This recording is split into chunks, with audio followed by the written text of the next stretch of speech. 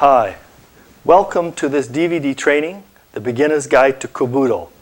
My name is Jim Wilson. My history in martial arts goes back to the 60s. About 63 I took up judo.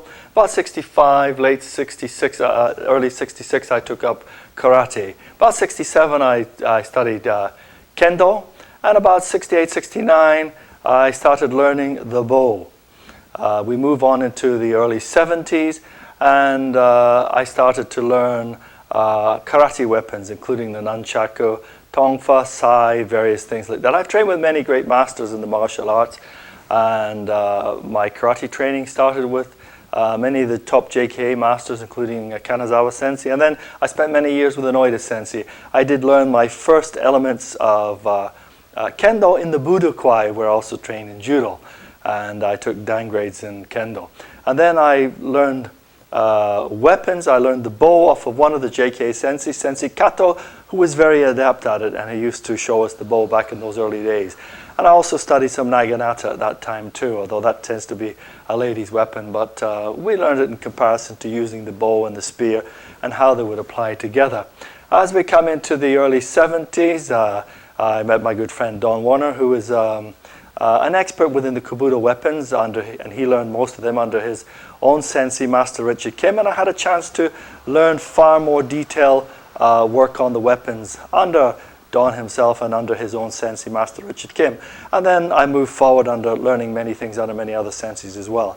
And so what we're going to do on this particular DVD is give you an introduction into the weapons themselves and the type of weapons they are and what they were used for and how they were used. We plan to do further DVDs, beginner DVDs, to take each individual weapon to give you a much greater grounding and understanding them. But for this one, we're going to show you each one, and we'll explain it to you a little bit about the history, and then a little bit about the use of it, and then I'll show you some basic techniques and to train with.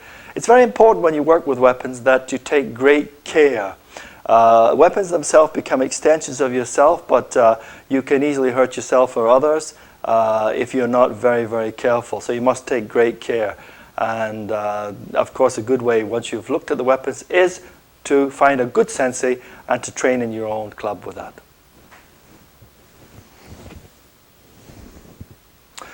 We have an array of different weapons here that we'll be looking at within the beginner's guide. And they basically come out to 4 sections. One is the samurai section here. And then we have really the farming implements which were turned into weapons.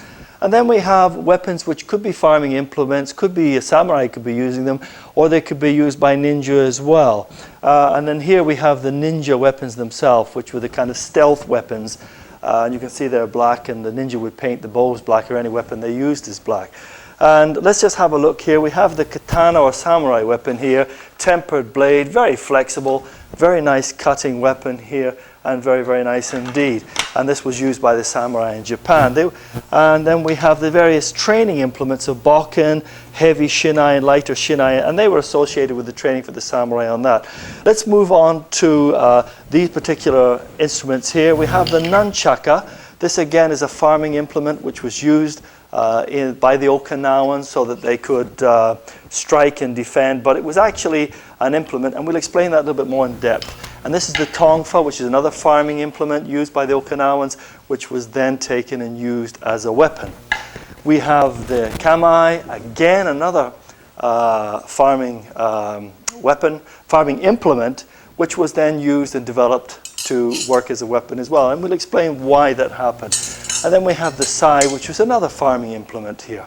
And that was used by the Okinawans as well. It takes us on to the bow, as we can see here. There are many different types of bow. There are heavier bows, lighter bows, oak bows, pointed bows. And then the extension of that, of course, would be the spear. And then we could have the naginata, which had a blade, curved blade on the end. So we have a lot of extensions and different ways of using this particular weapon there. And it could be used as a support weapon, or it was also used for carrying water or baggage either side.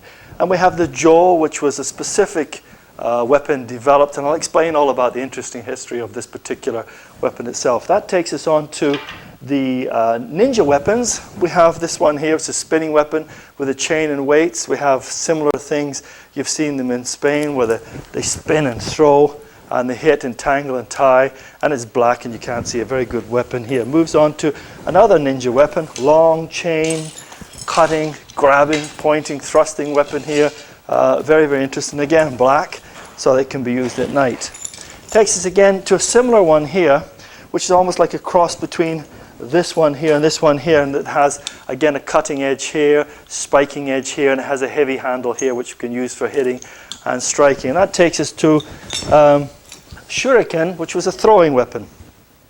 And that would be hidden in the sleeve or the back on the front here.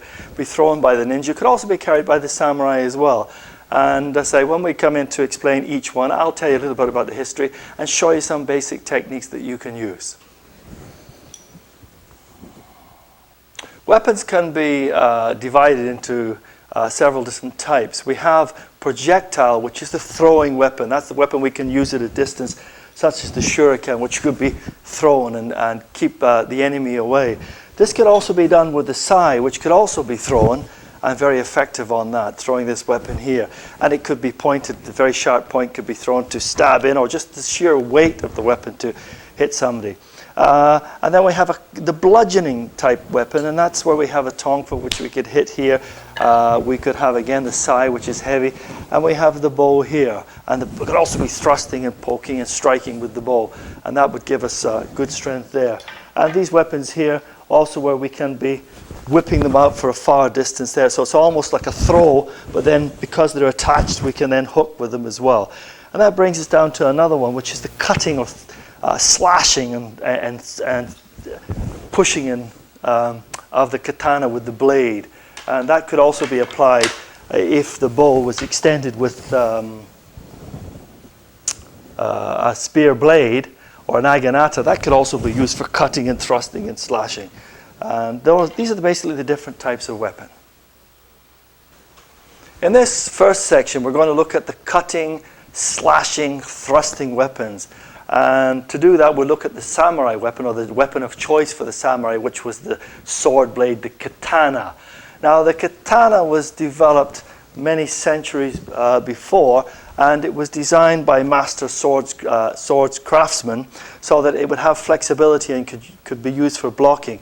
It would have a tempered, hardened edge across the edge there, allow for hitting and then cutting. The cutting is the kill. This is not so much a weapon of bludgeoning. This is a weapon of cutting in and slashing, so that when we hit into an opponent, we'd slash across there. We'd have a kasaki, or the hardened point that could be thrusted in as well. And the samurai would carry this weapon with them as a weapon of choice. And the samurai came into their highest point of esteem and authority in Japan in the 15th, 16th centuries.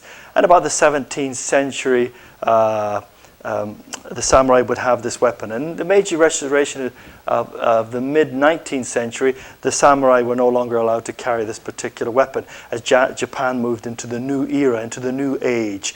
And this is a very nice weapon. There's a lot of cutting, thrusting, hitting, lots of different moves on that. Now let's just move on to the samurai would train in the beginning. They were very, very valuable assets to the daimyo, the local lords, and they would be training, and they would train with a cutting edge, and a lot of them would get killed. And the daimyo didn't like that, so what he would say is develop a different weapon, and they developed the bokken, which is the oak sword, and they would train with that, and they could train with much more vigor and less risk of injury. And the bokken sword, it looks very, very similar to the katana, but it's made in oak, and it has a nice feel about it with the fighting there. It would be used the same way as the katana. But in order that the samurai were not injured, because they were still killing each other, injuring each other very badly, because there was a lot of pride attached to using these weapons. They were told to develop another weapon, and they came up with the shinai. And the shinai was 4 pieces of bamboo cut and put together. And we have a string on the back which indicates the back of the blade, and the front of the blade here we have the handle, the tsuba, the guard there, and the handle, the tsuka there. And this was used as a training weapon as well. And the samurai could really go at each other quite ferociously without risk of very great injury. And they had developed a special armor as well. And the armor allowed protection to the head and to the arms and to the body, and they could hit. And we look at this final one here, which is a heavy one, and that was used for training and much heavier work with each other, and they would train with it and develop much stronger forearms and shoulders by using this in fighting with this. And as they moved to the lighter weapon, they would have the strength in the forearms. Now, the samurai started training from about the age of 4 to 6, and they would train every day. So by the time they came to their late teens, early 20s, they were quite ferocious warriors, and they knew how to use their swords very, very effectively. So they would use these particular weapons there. If we use the katana here, we can give you an idea. They'd be pulling it out here, this way here. This would be held across here, which would give them protection there. They would use this weapon here for hitting and slashing. They would use it for thrusting in, parry and tacking in here. They would take down. They could cut up ways across the body, cut down. The weapon itself, when it was crafted by the master craftsman, they would, for the highest level, would test it on corpses of criminals, and they would cut them diagonally. And if the sword could cut completely cleanly diagonally through 1, 2, 3 criminals, it proved that it was a sword of the highest caliber. Many times master craftsmen have watched samurai coming back from battle with broken swords, and they've gone into great distress because of that, and worked very hard to try and perfect the way they made the sword, which was metal molded and turned and heated and folded up to 30,000 times, and allowing the hardened tempered edge across there, the kasaki point, and making it a very fierce weapon, and allowing the samurai to be very mobile on the ground, very light armor, and they could move forward and cut and move very fast. Doing the sword cut, getting the sword out of the sheath, it's a bit like the cowboy with pulling the fast draw. So samurai worked on that, unsheathing, striking, placing the sword back, and they would practice on that for hours on end. It was formalized very, very strictly later into Iaido, but that's a different way and different attitude of training with the sword. The basic way of the samurai would take the sword, he would support the sheath there, and he would put his hand under his thumb underneath the tsuba there, and he'd just break the lock, because in the end there's a little lock that stops the sword falling out. He'd break that. He would bring the case out here, the sheath out there, and then he would then retract it this way, so the sword was coming out. So you would get this pulling out motion here. This would allow the sword to come right out into this position here, and then the hand would come under to stabilize this position here. Now putting it back would be the same thing if he had cut or used it, and generally they didn't take the sword out unless they used it. They would take it down, flick the blood off here to get the blood out of the way, take the sword case there and turn it to the side, bring it across here, there, just bounce it across to the finger there so that it's coming in, and you can see this point in here, it's coming in here, and then they would guide it in, keep the finger out of the way, keeping it down, and then just in, and then lock it in, putting it back into place, standing here and coming down. And you can practice this yourself. Okay, holding the sword, we're gripping it in this position here with the back of the blade into the V shape here, and we're holding it with the small finger this way here. And when we cut, we roll the fingers up tight so that we can get the cutting edge of the blade straight into the target, because if we hit side on in any way, it will defeat the purpose of the blade, which is the slice that does the damage there. The basic Churano Kamayo defensive position was keeping the end of the sword here, the point, the kasaki pointing to this point here, and this would be controlling the opponent. Wherever the opponent moved, we'd control it with that there, this way here, keeping this very loose and very light. Basic cut, for straight cut here to the head cut or men cut would just be coming up here and striking in this way here. And we could be pushing forward, pulling back. Now, to change directions on the cut, what we want to do is just tilt the sword here, keeping this nice and stable in the middle. We tilt it with this hand here. So we want to come to the side, we tilt it this way here. But the hand this is always staying straight. We tilt it this way here. So we're using this to tilt and tilt this way and tilt, tilt, tilt. We also have the thrusting position, which is thrusting forward, thrusting here. Now the thrust is not a direct thrust. It comes up and then slips up because it's meant to slip under here and up. The Japanese in battle would have an armor. They would have a man or a helmet. They'd have a breastplate. They'd have a piece covering here, and they'd want to slip under the piece. They'd have a do, which is a breastplate here, and they would have a join line across here, and this is where they would try to hit. And they would also hit here from this way here, and they'd come in and strike this way, coming underneath to strike here, and then they'd run it round to slice. Other cuts, they would cut across the hand positions here, and that would come in to cut this way here, cutting to the side here, or as the hand was lifted up to cut, they would cut up to catch the hand here, and this position there. Many defensive maneuvers could be used as well. Simply defending here, we could be bringing up to this position here to stop a cut, coming this position, bringing here to stop a cut here, up to stop a cut like this. You notice that I don't have the blade up. I don't want my blade cracking with his blade, or I may do it if I needed to. I'd want to try to deflect it round and strike in from here. Many other stances coming from here, holding the sword here, holding the sword up here. We're all defensive or fighting situations, stances we could use if we wanted to fight. This position here. Sometimes we fight here and we may turn forward and strike, and you notice I'm just holding it on the one hand here to give myself an extension of the striking point in this position here.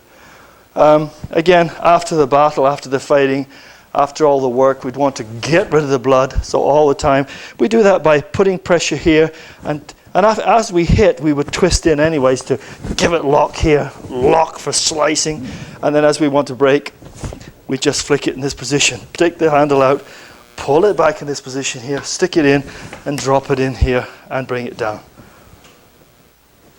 We're coming into the next section, which are weapons which I like to refer to as the traveler's weapons. They were used by the priests to travel about from China as an aid and walking. Let's look at the weapon here, the bow. And they had this in Europe as well. And if we added a blade on the end, we could use it as a cutting or thrusting weapon. And it could also be used as an aid in walking or helping you to get along. It could also be used from here across the shoulders to carry something on each end, supporting on the back there as well. It's a good way of balancing. So it has a lot of good uses on this. And this is the bow. And there are many, many types of bows. And normally they were carved from oak. Sometimes they were carved from willow as well in England to make them much more flexible and whip-like. And they could be sharp on the end here. They could be thicker, much heavier on this. They could be very light. And this weapon here is used when we're fighting or defense. It could be used as a hitting weapon, striking in this way here. It could be used for striking across the top, striking on the top, coming underneath. It could be used for pulling someone down. A lot of general uses. One of the great advantages of this particular type of implement is that it gives the advantage of a distance. Now the distance is that it can be held, normally we measure it in three parts, 3/3 here, and we're holding it in this position here, and that allows us there. It gives us this additional distance here to strike and to defend and move. From here, if we extend it here, we've got a long distance in movement there, and it allows us to keep the opponent off. And if we were fighting a swordsman, it would allow us to work within the swordsman and also attack his leg area there, come up underneath to the groin area, poke into the side. It has many, many uses there. For attacks, let's look at some of the attacks that you could do with this particular weapon. And then we'll look at some of the blocks that they would have within it. Gripping it from this position here, we know that if we use this as a whip-like action there, we have it striking up here on the end, whipping it here again, we can double strike. coming this way. We can come up underneath from here, and then we can come up this way here. So allowing us to attack all the different things. It could be used, of course, this way here for twisting on the top there, and we could be using it for much longer twisting in this way here. Or we could be holding it in this position, and of course we would allow a long throwing, long twirling motion for striking. We also have the thrust from here, where we can hold it in this position here and thrust straight out there. Now the important thing is, very common to most of these instruments, is we have to grip, twist against the grip, so when we hit, we lock. So we're twisting the hands against each other, locking the forearms, striking in. Now, we could also move from here, taking the back of the weapon from here and allowing us, by slipping the front hand, we've got a great extension on this weapon.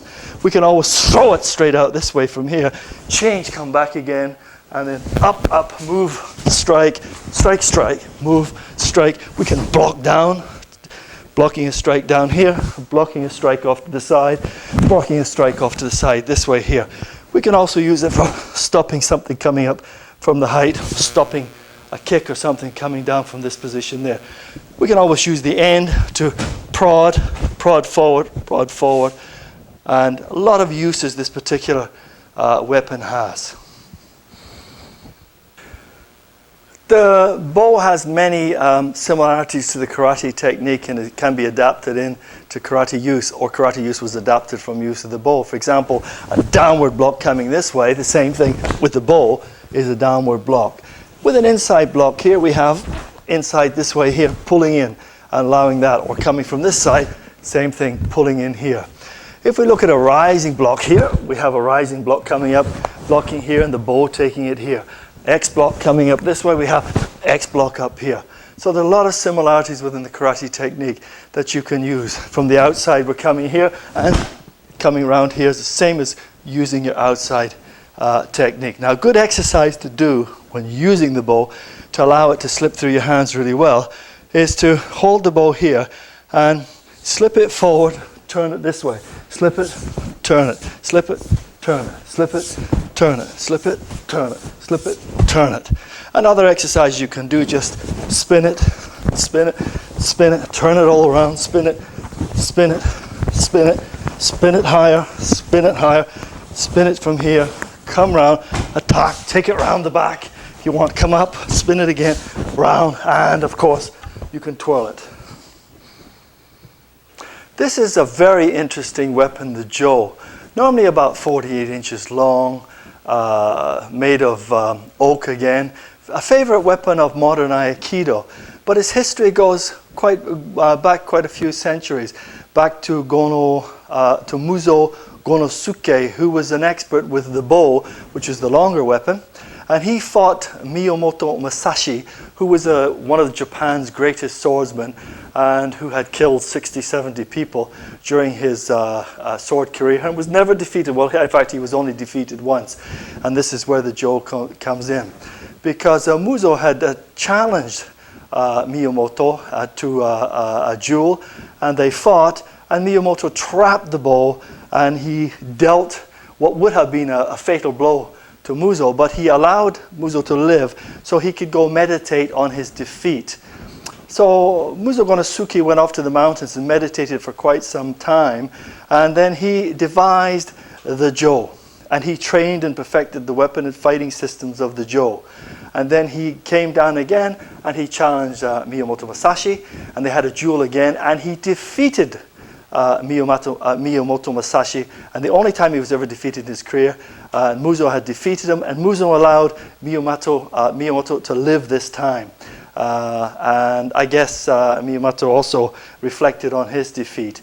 So this is a tremendous weapon. It's much favored by modern Aikidoists, and it's a lovely weapon to use. Again, it has very many similarities to using that it can be used for hitting, can be used for striking in, but some of the things that it is slightly different than the bow because it's slightly shorter. There's a lot of manipulation exercise you can do to catch in, trap the leg and move in, although you can do that with a bow to upset people. We can get in closer with this weapon and turn and take people out, trap hands and that. Some of the type of technique you would use with this again, this would be held again in 2 halves. So we have here, it could be held in 3 halves, it can be held in the center, and it can be held lengthwise. So it has many different techniques, okay? We have this particular technique we can use again to help to develop the use here. Some of the techniques can be similar in hitting to what we would do with the sword. We could be using short this way. Now you notice when it's taken round this time, instead of the length of the bow striking here, we can have it coming right close across to the chest. It allows it to come across from this way here, allows me to more come up and manipulate much quicker, much closer with this particular weapon. Very, very handy. Also, great walking stick, can be used, looks very, very innocent, and yet can be turned into such a deadly weapon. We can use the blocking with it too, very similar to your karate weapons too. Up for blocking this way, blocking here, blocking down, catching in for inside, blocking outside, blocking this way, coming up again, striking here, round, moving in, strike back, turning down. Very nice weapon, the Jo. This has some advantages over the bow in that it's much faster because it's shorter and it can be used more in a whip-like motion, whereas the bow takes longer to move across. This is smaller, can come across much quicker. So it has many, many advantages. For those who like to train and build up some strength, you can use the bow too. Bow can be a bit more stressful because it's longer and heavier. We can take this, which is a very similar exercise to what we would do with the bokken, with the samurai, and holding it here, we just bring it over the head and we can step forward and step back and just start to develop a rhythm with it. Here, moving the rhythm here. Just nice cardio exercise, moving the rhythm. Change legs, change sides, change legs, change ways. Get on the single hand this way, single hand this way, single hand this way. Taking it here, rotate it left and right to help strengthen the wrist in this position here.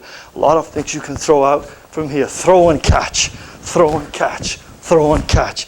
These will all help you in the use of your weapon, and nice weapon to use, the Jo. I like it. In the mid-18th century, the king of Okinawa, the Ryukyu Islands, in liaison with Japan, banned all weapons. So no weapons could be carried in Okinawa at all. The samurai could have their weapons, but no one else. And this allowed the Okinawans themselves to be more vulnerable, and so they started to develop their Okinawa Te, which was karate. And the farmers who were used to using various implements started to adapt these implements as a defensive weapon system. They may have done it before this date, but the zenith came from that particular period in time. Now the first of those I'm going to talk about is a rice flail. This is called a nunchaku. The nunchaku itself, the origins were said to have been made from the core of a palm tree and then soaked in muddy water for many years, and this made them so hard that the samurai sword couldn't cut through them.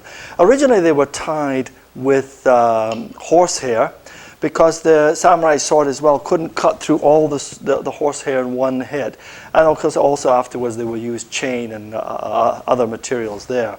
The original origin was of this particular type of 2 pieces of stick tied together. It goes back to the early Chinese dynasty, when they would hook them together with rice or that, and they'd be used as a bridle for a horse. So that's how it came about there. Now the weapon itself is very, the implement itself is very, very simple.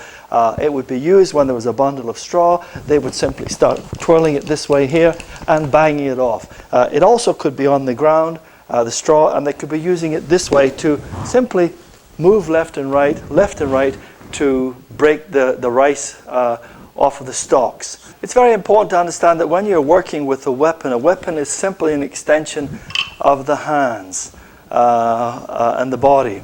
And it is not something to think of as an addition to you. And therefore, for this to become valuable in your fighting system, you have to become very adept at it and do lots and lots of practice. Now, this one is made of oak, and it has a tie across the middle here. Sometimes it could be a chain. Now, this is an unstable weapon. The others are a bit more stable. This one is unstable. As you can see, whenever we move it, the end piece can fly around quite wildly. And if you're not skilled enough, you can hurt yourself and hit yourself and give yourself a fair severe injury. So I always recommend that when you begin, you train with what I call lightweight. Now these are plastic ones here, and you can also have rubber ones. And that will allow you to gain the basic technique. But if you did hit yourself by accident there this way, you're not going to injure yourself. I'm not going to use these today, but this is what I always recommend you do. And when you train in these, don't train indoors. Make sure there's no pets around. Nobody else is around you, no children, nothing like that. You're not next to the television or anything. Make sure you're in a nice, clear area, and better still that you're in the dojo training. And also when you're in the dojo training is one of the very most important etiquettes is you must not take your weapon out and start to throw it around the dojo when other people are about. You should be training this in a very safe environment. You can injure yourself and other people using this type of thing. Also, these are prohibited in many parts of the world. In Canada, they're prohibited. They're very restricted in the UK as well. If you're going to have any pair, you can only take them to the dojo. And it's very, very important to understand that. In many parts of the world, they are prohibited. And you have to be very, very careful on whether you have them or use them. Now, I'll give you some of the basic usages of the nunchaku. Basically, we can twirl it from here for striking. Now, one of the most basic exercises in defense of the nunchaku, simply have it on here. Remember Bruce Lee in his movie? He just simply put his hand on here. When somebody approaches, we just whip it straight by there and hit them with it. It can be used for prodding. It can be used from here for trapping and catching. Somebody's hand coming in here, we can use it as a lever. It can be used for coming up behind somebody, choking him here. It can be used for hitting. And it can be used for poking this way, opening up and poking. It can allow us for swinging in this way. There are various different ways of changing. And when we begin, we should just basically practice nice and slowly. And I'll go very slowly in these exercises here to see if you can give you a little bit of idea on how to use from there. And this is one of the basic exercises here. If you're just coming around, moving it nice and slowly across this way here and round and up and keep it here. You can take it round the neck this way here and round from here. Sometimes we take it under here, but again, this is just more or less trying to be a little bit fancy with it, turning it over this way so we take it on this position here. Lots of different ways we can use the nunchaku, and we have to train and start training with it very, very gently, very, very easily. Again, it works very well with a karate technique. We could be blocking from here, then we can be kicking in, stepping back, striking in.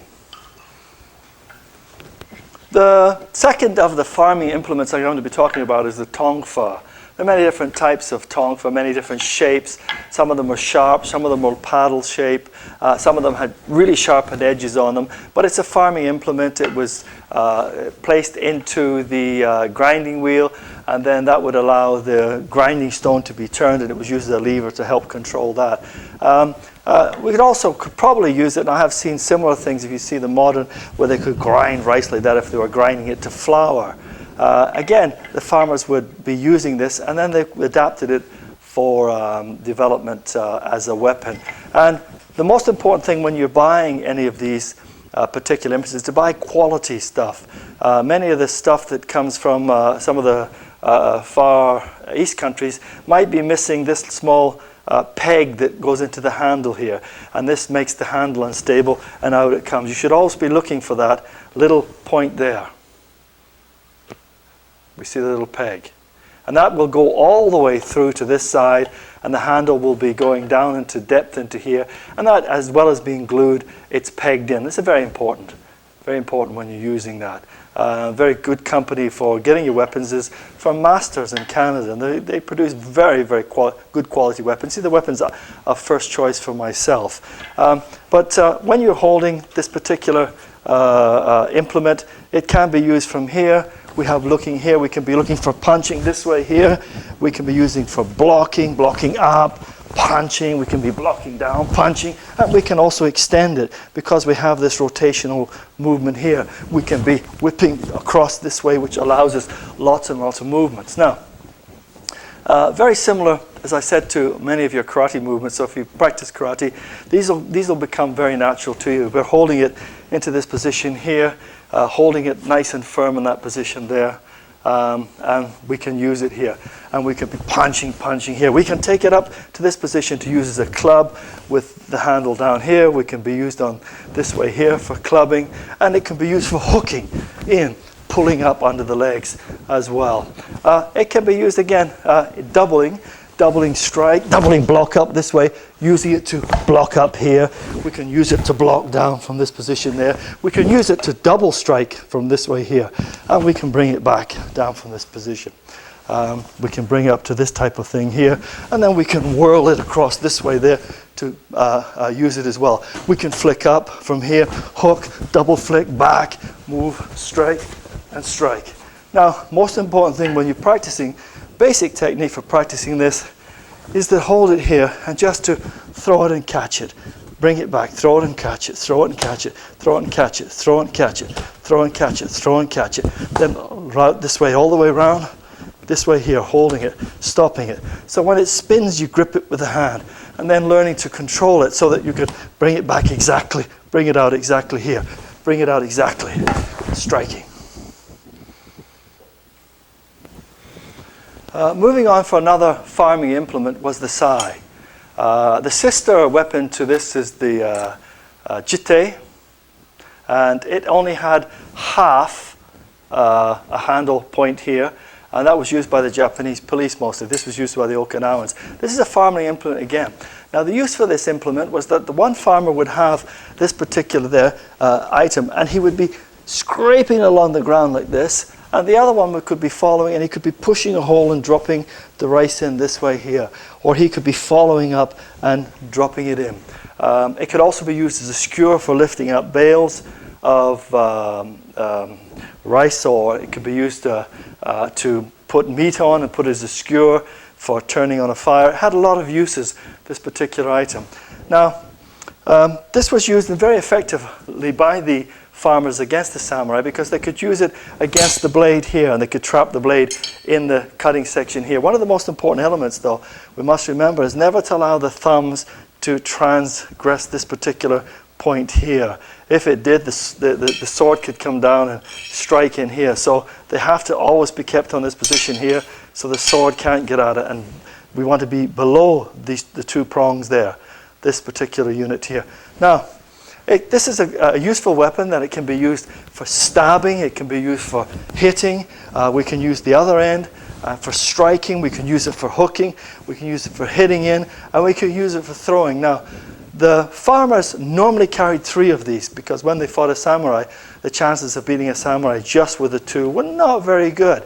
So what they did, they had 3, and when they came across a samurai, they would take their weapons out, and they would throw the first one at the samurai, giving them the advantage to move in the distance and close the gap and get close into the samurai, and then use the weapon for great effect. Again, this particular type of weapon here can be used for striking out here. It can be used for blocking down in its long form from here. If we look at when we take it around the other form here, it can be used for striking in. It can be used for whipping out this way here, double blocking out, bringing back, striking forward this way here, coming out again, striking out. See, pulling the thumbs back all the time. Very, very important on this particular unit here. And of course, it can be used for stabbing down or blocking and stabbing. Very, very useful, the sai. The sai here, we have the central prong and the 2 side ones here. And if we thought about the sword coming down here, they could twist on that and it would lock. And this would lock the sword. So when they tried to pull the sword out, of course, it was locked in there. And it was a very useful weapon for that particular thing against the sword. The kama is another very useful farming implement used by the Okinawans for defense. Now, as we can see, this particular one here was used for either equivalent in Europe would be like the sickle for cutting. It could be much larger, and we could be cutting across the rice stalks, or there could be a bundle of rice stalks, and they could be cutting this way here to cut them shorter, and that's how it would be used. We see it has a strap across the bottom there, and that was to hook that there across the wrist there, so just in case we lost it, we would retain it in the hands. Again, it has a point here so that we can hack with it and stab with it, but we can also catch and pull with it. It's useful for blocking. The blocks will also come out here. We can bring it out this way for blocking up here. This traps it from this position here, and then we can pull. It allows us to control and pull. It also allows, we can do the same thing to the ground. We can keep it flat this way if we want to strike against there to give us a larger area for striking in here, or keep it up there with a point. It could be used for whipping out, striking out. They wouldn't rarely swing it this way here. It's not generally swung, but I guess in desperation, an Okinawan might swing it if you need to do that. It tended to be in this position here, and we could be blocking and moving this way, striking up from here, coming around this way, strike underneath, hit on top, coming on this way, blocking up top, striking this way. We could be also using the handle to hit. Lots of uses. This is a very useful weapon. We can double block up this way here again, double block here. We can be using it, trapping in this way here. So if I use my own leg, trapping in this position here, trapping there, trapping around the throat, pulling, coming from the back, pulling this way. Could be slicing, could be sticking in. Very, very effective implement used as a weapon.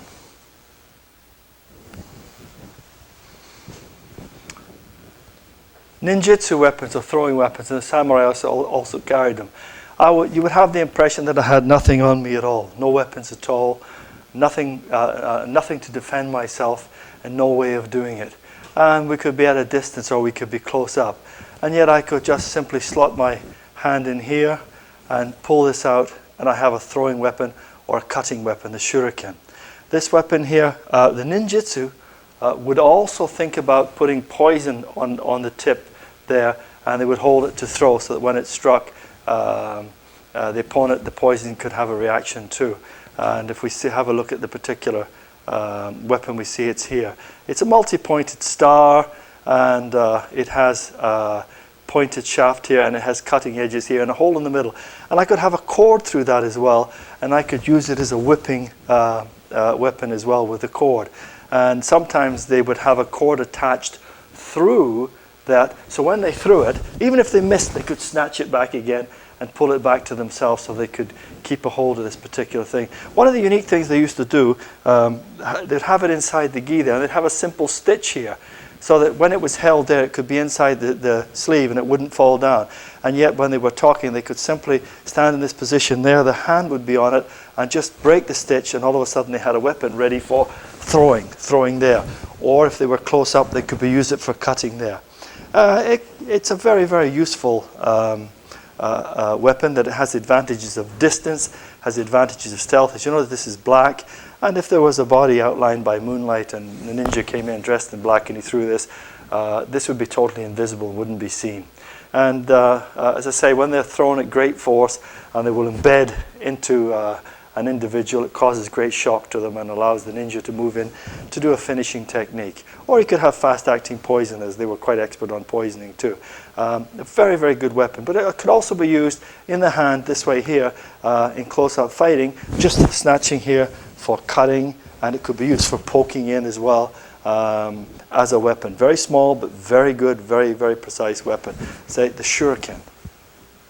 This is a ninjutsu weapon. Again, you see this one is black, and this would be used by the ninjutsu again as a throwing weapon or a flailing weapon or whipping weapon, or as a weapon to tie up, where we could go across the throat, strangle, or catch a leg and pull down. It could be used as a flailing weapon, similar to nunchaku, by spinning this way here.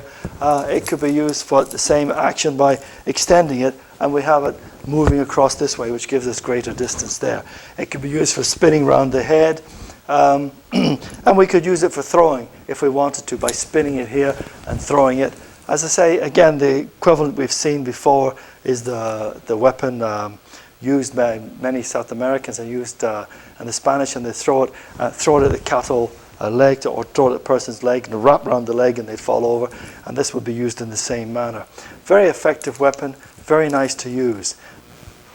And here we have a ninja adaptation of the farming implement, the kama. We can see that this one has a heavy weight here, chain in the middle, and then we have the blade here and we have the handle again.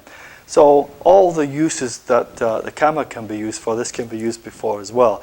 But this also has the added advantage where it could be used for striking. It could also be used for throwing up to hook into perhaps a tree or something like that, and that would allow them to throw it up to hook into a tree, and that would allow them to hold the end and pull themselves up on it. So it has a lot of uses. It could also be thrown to pull somebody forward, and I could also use it as a flail by using this end here. Again, holding this end here and then flailing and using this end to block and strike and hook. And it has many, many uses, and the ninja would use this particular item. We're moving on to another ninja weapon. We can see it's very similar to the last one I showed you, except this one has got a much sharper hook and it has a blade for pointing and cutting. And then it has a much longer chain and it has a ring handle here on the end. And this again has many uses. By holding the ring here, I can throw this instrument. Again, it can it embeds itself into an individual. I can then retrieve it by pulling back on the chain, or I can use it to hook round something and pulling again on that with this part here. I can use this for chopping in, stabbing in. I could throw it up to entangle into a tree, onto a branch. I would have the length of chain to pull myself up, and the ninja would use this quite a lot. I could use it for wrapping around someone's neck and using it as a choke weapon. Many, many uses there. And I could use it as a whip weapon, just using the chain, and again, whipping with the chain. And because the chain is black, it's very dark, but still very heavy. Whoever I was fighting wouldn't see it. We could use it for tangling around the sword, pulling the sword off of a samurai. Very, very interesting and unique weapon. Again, this type of weapon you have to be very, very careful to train with or using because of its length and range, and it's very unstable. And we have to be very careful on it. But very, very interesting weapon used by the ninja. The ninja were a special series of secret warrior, and they trained. They were members of secret clans, and they trained in many of the assassination arts. And they were the individuals who would go in and they would use poison. They would. They're very famous for the women ninja. To go into the daimyo, the lord, and during a little bit of frivolous affair with them, they would have a long, long pin, and that pin would come out and into the back of the head here when the daimyo was occupied thinking about other things. So the ninja trained, and they trained in climbing, they trained in many poisons, they trained in fire, they trained in all the secret arts. They're a little bit like the commandos or the SES or the from today. They were the SES or the commandos from yesterday, going in secretly, going in quietly, going in at night, and usually dressed in black, but not always. And they would have these particular weapons, and they would scale into the castles or scale whatever they're going, assassinate whoever they were going to do, or retrieve information as well, and take that information as well. Again, they were highly trained, very secret. And the information they kept within the clans themselves, within the families themselves, and they passed that information down that way. And they would be hired by the daimyos to assist them, and normally a particular ninjutsu clan would be affiliated to a certain daimyo. When we wear the formal dress of the hakimas, you'll notice I've got my gi bottoms, karate suit bottoms folded up. That's to keep them out of the way. And also I'd like to have this area covered here because the hakama will expose it. There are special undergarments you can wear with a hakama if you decide you want to do that. But I'll just show you how to wear the hakama.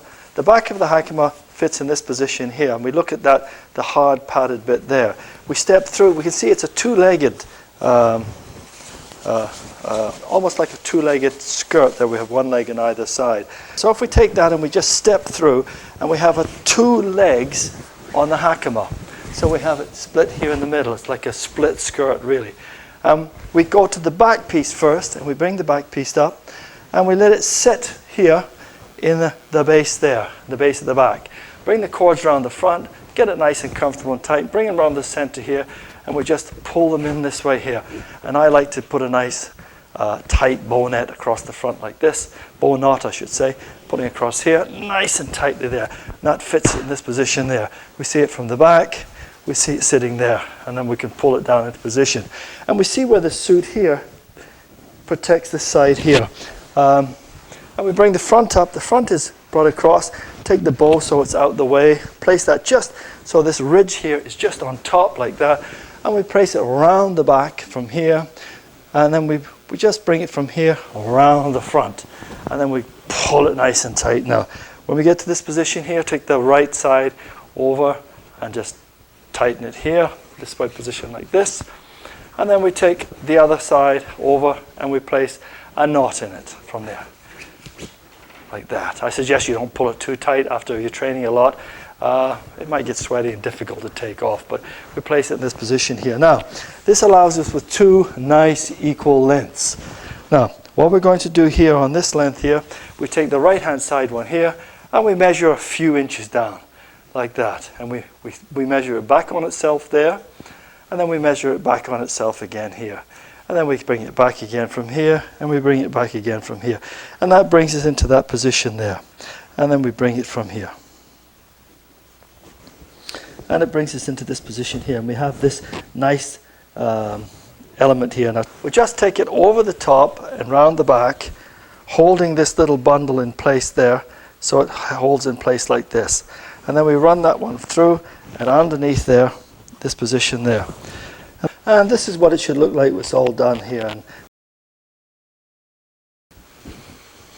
well, that brings us to the conclusion of the beginner's guide to Japanese and Okinawan weapons. There are many, many more weapons that we can introduce you to. I haven't gone into great depth with any particular weapon today, but we do plan on our follow-up DVD trainings that we'll take each individual weapon and we'll go into greater depth.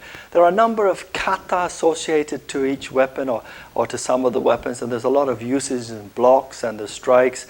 And there are training methods that we will go into. Some of them will be very, very formalized. And we can have, just like karate kata, we can have strict kata utilizing the weapons. And sometimes we can take the karate kata and we can look at the weapon and we can blend the two together and see how they relate very, very closely. And that will come up onto our follow-ups of these DVD trainings for the Beginner's Guide series. The important thing about working with weapons is that safety is always paramount.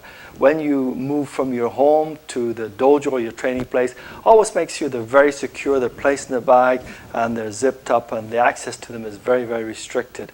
And make sure that you're not working with a prohibited weapon in your country as well. And again, always use the three elements of safety. One is that when you have a weapon, that you check the weapon itself to make sure that it's secure, nothing is loose, that there's no loose handles, the chains are secure, and everything is there, so when you use it, nothing will fly out. Second thing is to make sure that when you train with it, you're in an open area and nobody's around you. You tell people that you're going to be training with these particular weapons and implements so that the safety, your safety and their safety is assured. Make sure there's no animals about, make sure you don't have any electrical equipment near you or anything like that. And the third one is, if possible, find a good dojo, a good practice hall with a good instructor who can show you these elements and show you them in safety. But as I say, we will be bringing up follow-up DVD trainings there if this is not available. But always train safe. Most important thing when you're training with martial arts weapons. I hope you enjoyed this DVD training as much as I've enjoyed making it, and thank you for watching.